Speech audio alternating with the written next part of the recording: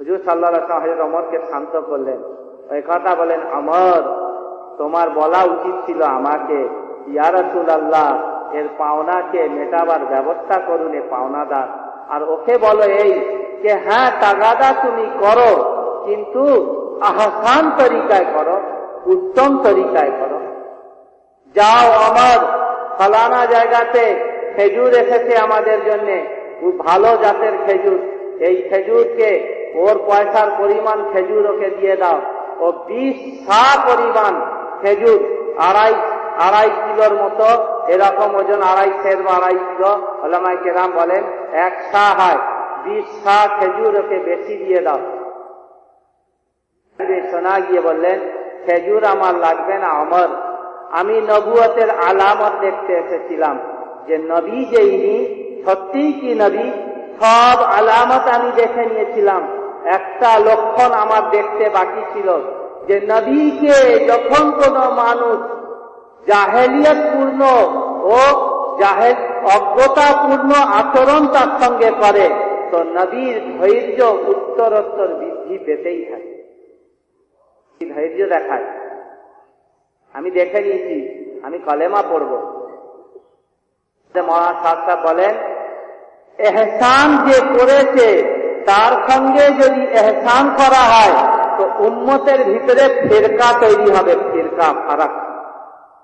ও যে তোমাকে কষ্ট দিয়েছে তাকে যখন এহসান করবে তখন উম্মত তৈরি হবে, উম্মত, নতুন উম্মত তৈরি হতে থাকবে, উম্মত জুড়তে থাকবে। আমি তবলিগওয়ালার সঙ্গে দেখা হয়েছে, খুব সালাম খুব কালাম স্টেশনে, খুব কথা খুব মুসাফা। অন্য আর এক মুসলমানের সঙ্গে দেখা হয়েছে, মুখ ঘুরিয়ে চলে যাচ্ছে।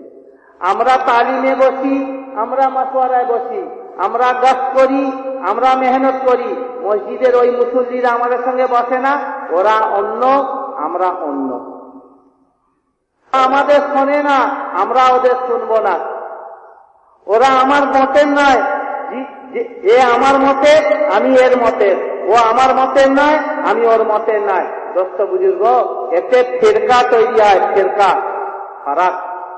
উম্মত তখন তৈরি হবে, উম্মত তখন জুড়বে। চলো এ কে আছে, আজ সারা দুনিয়াতে এই হাল, আমি বেরিলি, আমি জামাতি, ও তবলিগি, ও ফুরফুরা, ও আমাদের শোনে না, আমি ওদের শুনবো না। যে তোমাকে কষ্ট দেয় তুমি তাকে মাফ করো, যে তোমাকে কষ্ট দেয় তুমি তার সঙ্গে এহসান করো, ফিরে উম্মত বনতে থাকবে। উম্মত বানাবার কাজ দাওয়াত। দাওয়াত কি দেয়? দাওয়াত আমাকে নাজাত দেবে, দাওয়াত আমাকে ইবাদতে জান দেবে, দাওয়াত আমাকে আল্লাহর সঙ্গে সম্পর্ক তৈরি করে দেবে, আর দাওয়াত উম্মতকে এক করবে, উম্মতকে বানাবে। উম্মত বানার আর কোনো মেহনত নেই নবীওয়ালা দাওয়াতওয়ালা মেহনত ছাড়া। উম্মতকে জোড়ার আর কোনো মেহনত হতেই পারে না নবীওয়ালা রাস্তা ছাড়া।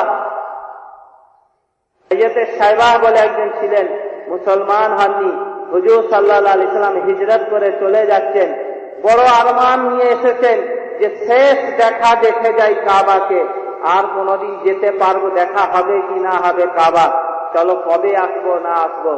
শেষ মক্কা আমার মহব্বতের শহর, মক্কা আমার জন্মভূমি। মক্কাকে ভালোবাসতেন হুজুর সাল্লাল্লাহু আলাইহি সাল্লাম। মক্কায় আল্লাহর ঘর, এই জন্য মক্কা নবীর মহব্বতের জায়গা। মদিনায় নবী আছে, মদিনা কার? যে মদিনা আল্লাহর মহব্বতের জায়গা। হুজুর সাল্লাল্লাহু আলাইহি সাল্লাম হিজরতের আগে দোয়া করেছিলেন, যার মফহুম এরকম, কে আল্লাহ, এ আল্লাহ তোমার দ্বীনের দুশমনরা আমার মহব্বতের জায়গাতে, আমার মাতৃভূমিতে আমাকে থাকতে দিল না, তোমার ঘর যেখানে সেখানে থাকতে দিল না।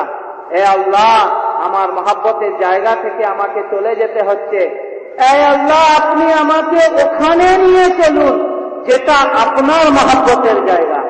আল্লাহ মদিনাকে বেসেছিলেন, এই জন্য মদিনা আল্লাহর মহব্বতের জায়গা।